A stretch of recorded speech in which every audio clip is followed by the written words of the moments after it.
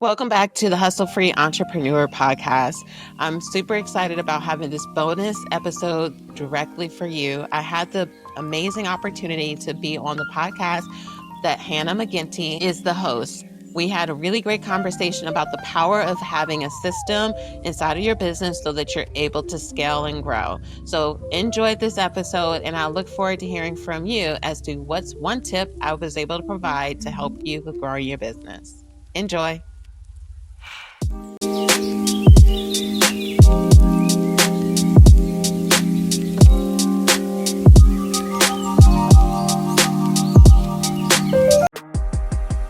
Welcome to this episode of OutSmart The Hustle. I'm Hannah McGinty, your host, and today we have Jessie Gary. She's an expert in back office systems and service-based businesses with over a decade of experience as an event manager and certification as a HoneyBook Pro. So she's going to bring a wealth of knowledge and expertise to the table. Jessie, do you want to introduce yourself? Yes. Hi. Thanks so very much for having me on this podcast today. For over 14 years, I've had my own corporate event business, and I've really started to embrace the power of teaching other individuals that are in the event industry and different types of sectors of it on the power of really understanding their back office systems and not only just focusing on the creative side of it. I love that. What's the biggest misconception people have about automating with their businesses, you think? Is that because every bride or every event that we do may be different, that there's no way to standardize it. I think that that's the biggest mistake. So then what happens is that every experience and interaction that they have with a client is never uniform. So then it makes it harder for them to ever hire someone because there's no consistency in how we do any of the things. Yeah. So how do you balance automation, keeping your business feeling personal and human at the same time?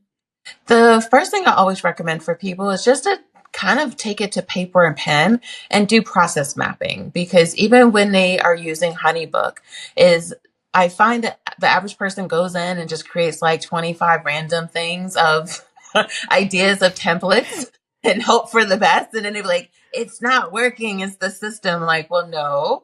A computer can only do what you teach it. And if you teach it confusion, then it's just going to be confusing. So I always tell people, take the time to write out process mapping, where you're thinking about when someone first interacts into your system, what do you want for them to receive? And understanding, okay, what type of event or what type of service you book for me may be different. However, there are certain parts inside of my process that are always the same. Whom I'm working with will be the variable, but the process itself is similar. So I always tell people, just take out paper and pen first and just allow for yourself you don't have to figure out how do I put it into the system. At first is getting clear about what are the steps that I'm actually doing. That's how you can truly build something that's human, because you allow for yourself to flow through, like, what type of experience do I want my client to have? What are the memorable moments that I need to create? How do I put safeguards inside of my workflow so that things aren't falling through the cracks and there's any opportunity for miscommunication? Like, write all that stuff out and even think about it from those of us that have teams. What are the interactions I need to have happen with my team members as well? Because all of those things are cogs that can help with checks and balances. Because let's say we're in the vein of videography. You need to know X, Y, and Z so that you can communicate this to a team member. But if you're remembering to ask the client or the event planner the day that you need this, and now you have to rush to get this to your team member, that needed to be a task that is intertwined, where you're reminding someone to give you X information so that you have enough leeway to give that person time to complete it. And most importantly, for you to get it to your team member. But if we say that I need to have this a day before this event, and you remind the client the day before the event, they're not going to get you what you need on time. And then your person isn't going to have that information. So the way you make it human is really getting clear about what are the interactions that are necessary between your clients, team members, or even just with yourself, so that you can have a great experience. Yes, it boils down to communication, doesn't it? And just Yeah. so many people are bad at communicating Yeah. and it shows. So you kind of touched on it that a lot of creatives worry about automating their businesses because it'll sound robotic. So how do they avoid that? We're getting there, right? Like how do they avoid that while still saving time? I think a Yeah. lot of people also worry about maybe their technical capabilities and like what they're Mhm. able to do, you know? Yeah. So I think that with HoneyBook, one of the great things about it is that they have smart fields inside of it. And I don't think a lot of people embrace using it in a way when they're writing their email templates. One, create email templates, because I know a lot of people do not even do that. So every Oof. time they're responding to people, they're rewriting the emails each and every time. Mm. Your reaction says you probably have Mm-hmm. seen and heard that. Yes. Mm. So each They need to email. be using templates.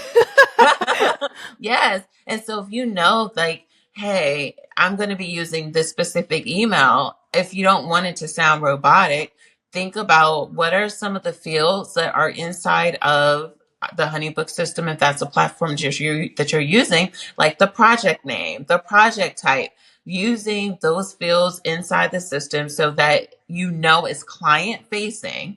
So if you're having an email or if you're having a smart file that is pulling in information and you're not relying on human interaction, because let's be honest, as much as people want to rely on themselves doing it all, we're making mistakes. So how do you remove yourself as much as possible in a way that still gives you that human interaction? So think about, how do I use smart fields in my email templates so that it's pulling in information so that it sounds human without you having to um, do it yourself. Or let's say if it's a recap email. So like I'll have with different event professionals that they may do a planning session or a site walkthrough, whatever it is that they're doing. I'm like, have a recap email. Write you an email template that's already in your system that pops up after this person does this session type, because we're using our scheduler inside of HoneyBook. So if we're using our scheduler, have that it populates as an automation to remind you 30 minutes after this specific session ends to have this email recap email in your queue.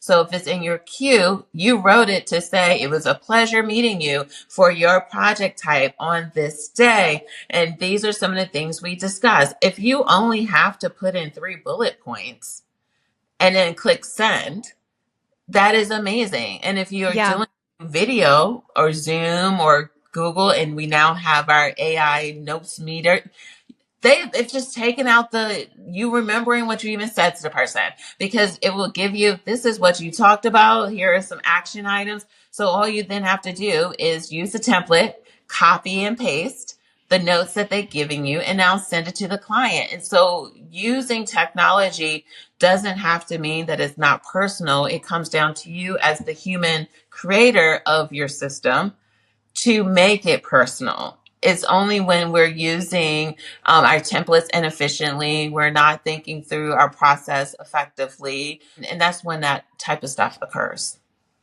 Yeah, yeah. And I love the AI note taker that's in Honeybook. It Yeah, helps me to be more present because I'm genuinely listening to them and I'm yeah, not like thinking in the back of my mind, oh, I need to write that down, right? It's like, no, it's yeah, already getting written down and I can be present. And, I yeah, might jot down some key things of like venue location or like where they did their first date or something like that. So I can use it in the closing. yeah, But for the most part, I'm able to write a really good follow up email because of the AI Honeybook. Such a cool feature. I need to know, just for like my own thing, yeah. is there a way to do that with a phone call too, or is it just over Zoom calls right now? They're working on that actually. So if you're in person doing a meeting, you can have it on, and then it will be able to transcribe the conversation. So that is in the works. Um, Shock. yeah. So that will be even helpful for those people that are, let's say you're doing a site visit with someone. You can just have it out and record the conversation with your phone. So you can have your bullet points and you can have those task reminders if you want to create them. And I think fighting AI, fighting the developments that we're having in technology, that is really going to be crippling people's businesses, because your efficiency is going to be what allows for someone to decide to work with you or refer others to work with you, or for them to just even pull the trigger. Like I recently had pitched to someone for an opportunity for one of my own events, for a team building class. I reached out to this person at this point now 5 days ago. She's like, "Oh, I'll give you what you need tonight." That was on Friday. Fast forward to Monday. "Hey, it was a pleasure talking. I'm doing the follow up because this person did not follow up with me." And to be fair, I know that I am not everyone's cup of tea because I am very much so a type A with scheduling and communication. So if you are faltering with scheduling and or communication, we probably will have some interactions that not bad interactions, but I would have some red flags going up. Because as a corporate event planner, our ability to choose the right individuals is a reflection of us. It's not a reflection of that person. So my lens is very critical because it's a reflection of my business, not of that person. So when that Monday came about, I reached out to see, just to remind the person in case the weekend came and gone and they forgot that they didn't send it. And here it is, Wednesday, and I still haven't received it. So on Tuesday, when the client followed up with me to say, "Hey, Jesse, this and the other about this opportunity," she's like, "Did you end up finding someone?" I was like, to be honest, due to the lack of proper communication to this person, I don't feel confident in even referring them for this opportunity because they haven't followed through. And this is where, when people are so hypercritical about AI and using tech, is that they don't realize how much money, like I had this same type of situation occur for a different type of service that someone had, and someone else came through and now works with me all the time. And this person has probably made like $4,000 to $5,000 working with me. And all she does is a perfume making class.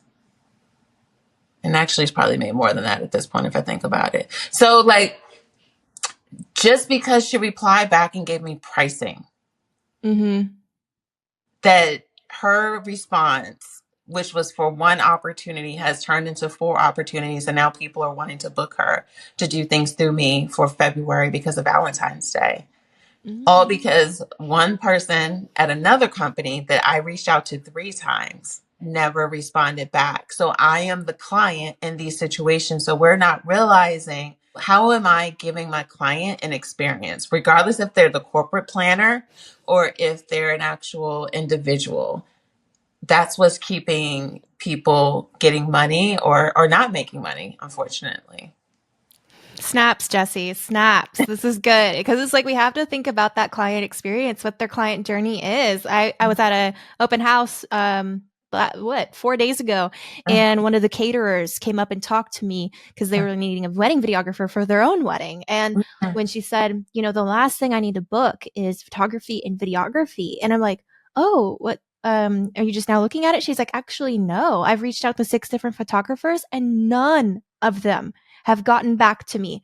And I just wide-eyed looking at her like, "That's ridiculous. I'm so sorry." But they are leaving potential clients on the table just simply because they cannot respond to their inbox. And that's just sad. But that's the thing, though. I've always told people, because often, as with doing the honeybook setups and things like that, I interact with a lot of different businesses, and people will always say, specifically in the event space, there's so much competition, and I will always say, no, it is not. As a corporate event planner, my experience is no different than that wedding. And I'm trying to get people corporate work. And people don't realize how not using systems, because sometimes what happens is that they'll think, no one likes price increases on subscriptions and all that kind of stuff, or just even paying subscriptions if we're very honest about it. But for that extra, for that $30, that $40 a month, so that you can make $40,000, is way worth that investment than not having something in place. Yes, I agree. And it's like a fraction. Like when you think about your ROI and the potential that it has, that's the difference between a business owner and I think a self-employed person that is trying to have this scarcity mindset and hold on to everything. But the big brain people are over here like, yes, it's going to help me make more money. Of course Mm-hmm. I'm going to do the subscription.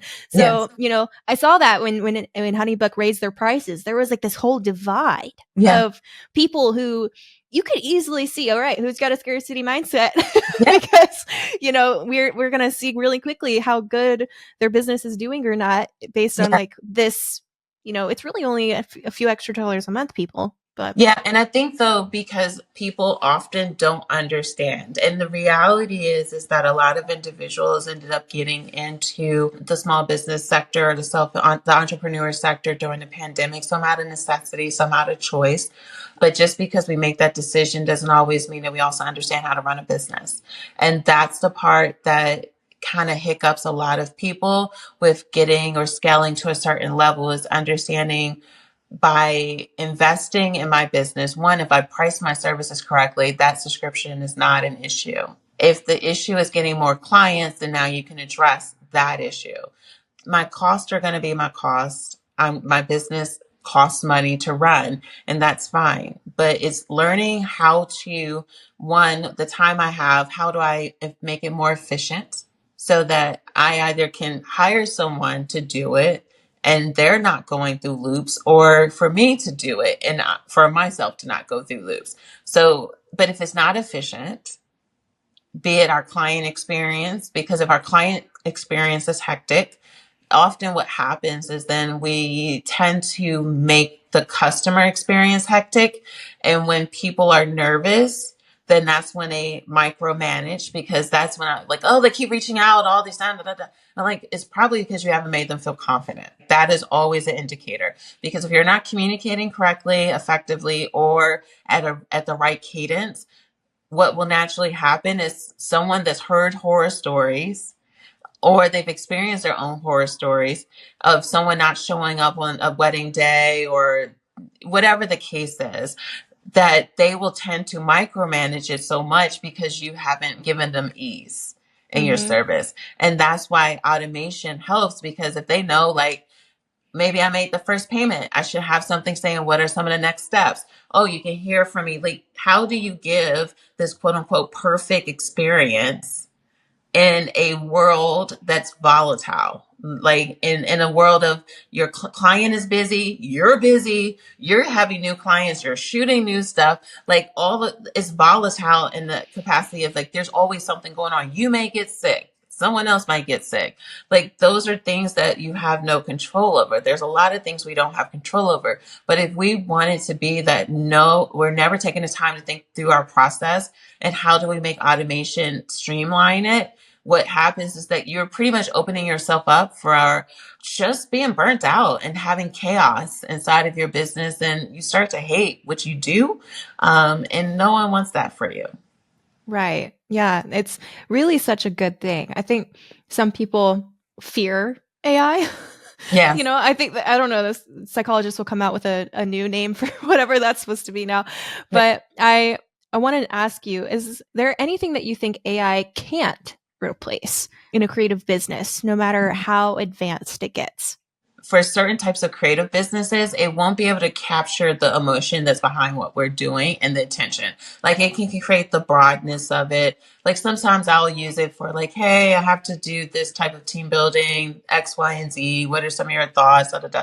Like, I know how to feed the right words to get ideas, but is it always spot on? No, because it won't know those nuances. Because in what I do as an event planner, there's psychology that's involved in it as well. It's not just listing a bunch of things, because the system won't be able to know those parts and nuances of, okay, there's this type of person that's coming to this event and they're in this specific city and this type of, like, there's too many variables that technology can try to do this best to get as close as possible. But I think that's why, too, for creatives, we have to really start to embrace what makes us unique in this space and really Mm-hmm. see it like it's like art craft, not something that is very passing or that we're taking very passively, because AI can do that.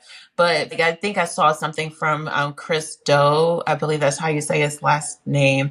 He's a brand personality on YouTube, and people pay him a lot of money just to do a logo. Can you find places to do all these logos, this, that, and other for a fraction amount of money? Yes, you probably could, but he also understands the psychology behind what attracts someone to brands. Yes. Will AI be able to get there? I don't personally feel that it will. It may get somewhat close, but you as the creative have to even know how to get it to tell you that, Right.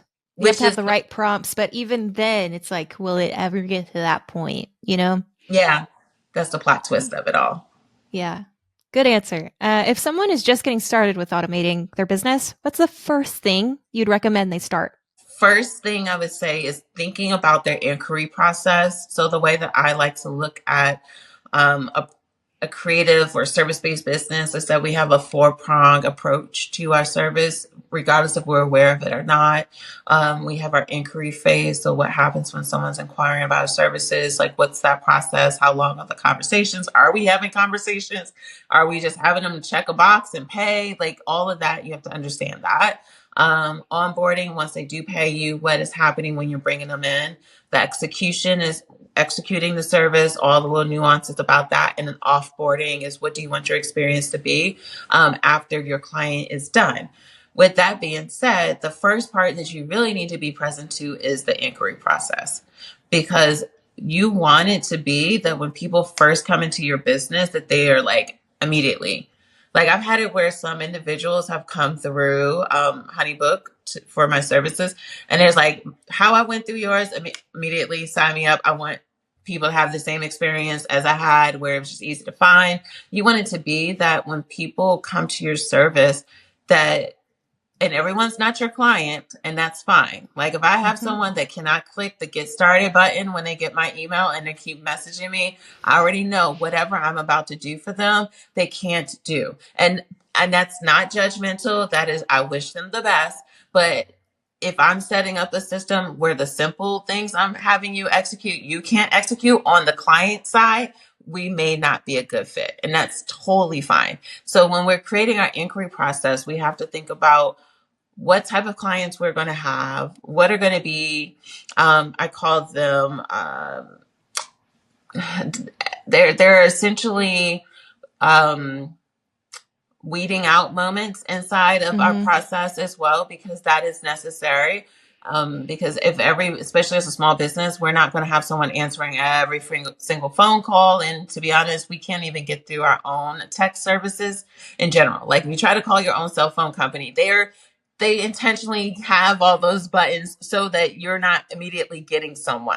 So you have to have it inside of your own business where the right people are going through, and the people that just are not a good fit, they're weeding themselves out. So first step, think through, what do you want your inquiry process? What kind of questions you need to ask? What are the things that your person needs to be able to see to help them decide, how do I move forward?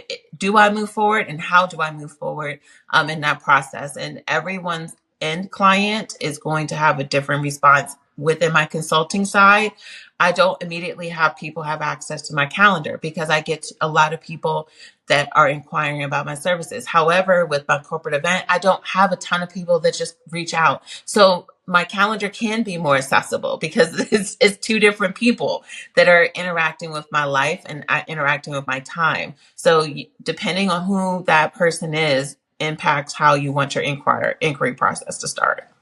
Exactly. It's kind of like the difference from a videographer's perspective between having an automation that gets them to book a call with you versus just sending them a pricing guide. It's like there's a certain type of client that's going to be attracted to one of those two things, right? Yes. So it's like, are you sending that to the right type of client? Yeah. It's like, what type of inquiry process actually, in terms of dream clients, like, are they going to look at it and be like, yeah, that's for me? Or are they going to be like, no, I don't really want that, but it was more convenient for you. So it's like, think about in terms of like, who's getting it? Is it going to be exactly what they want? Yes. So how do you measure whether an automation is actually making a difference in your workflow? With reduction of stress. Like, Mm. if you're still finding that you have to do a lot of notepads all over the place, if things are still falling through the cracks, that's something that is always an indicator to me that something isn't working. And nothing is wrong with that, to be honest. Like, that's how you learn how to make it better. Like, my automation of today is not the automation of like 8 years ago or 10 years ago. Like, you just learn, like, oh, these are the things I need to put in so that things are a little bit more smoother. And I think it's best for everyone to look at what's working, what is not working, and how do you make those changes. So with automation, always think about what are the repetitive things that are happening inside of your business, and what are some of the things that can help with making that process a lot more smoother. So like even how we just did our podcast, I was like, okay, at first I didn't set up a flow. And then people were like, oh, free on this. I was like, oh, I don't do back and forth on dates and times. I need to have a calendar. And then I was like, okay, what are some of the things I need to remember? What are the questions? So you always have to sit here and think like, okay, what are the things I need to gather? How do I space this out? How do I make it so that people are able to show up? So even if you're in a creative business, you just take the time to think. Just write out on a piece of paper, jot it out, so that just makes life a lot easier and a lot less stressful for those involved. Yes, all the SOPs. Yes. So, Jessie, where can they find you? I am Green Eyed Ambition, GreenEyed, Ambition, AMBITION, which is such a mouthful. I'm actually going to be rebranding at the end of the year. Okay. Just to shorten it, GEA, but it's still the same thing. But I'm on Facebook, Instagram, YouTube, on everything with the same thing, as well as my website is greeneyedambition.com. Okay, cool. And then when she rebrands, we're going to update that in the show notes for you guys so that you'll always be able to stay connected to Jessie. If you have any system, honeybook questions for her, you know where to find her. So be sure to share this with a business owner who could use a little less grind and a lot more growth in their business. Thank you for joining us today, and we'll see you next Tuesday.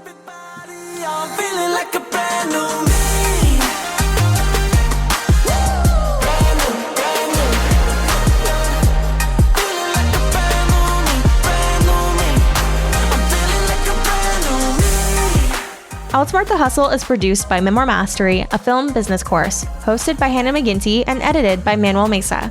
Follow us at Memoir Mastery literally anywhere for more creative business tips.